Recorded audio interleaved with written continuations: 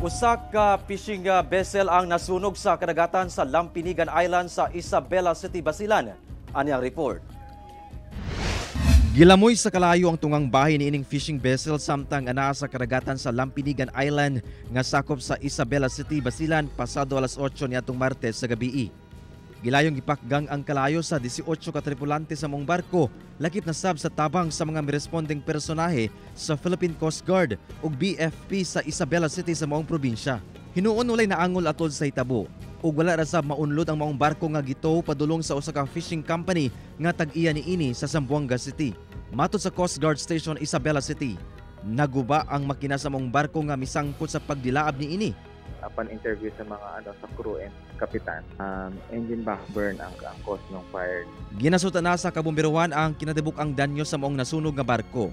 Ginasulayan pa sa GMA Regional TV1 Mindanao nga makuhaan og pahayag ang tag-iya sa maong fishing vessel. Ginasuta pa sab sa otoridad kung dunay oil spill atol sa hitabo. Chine-check din po yan ng natin ng mga network natin na ka-dispatch ngayon doon sa area to check for any oil na kung may makita po sila. Kauban si Gary Balantay ug Bong Vicencio, Efren Mamak, 1 Mindanao.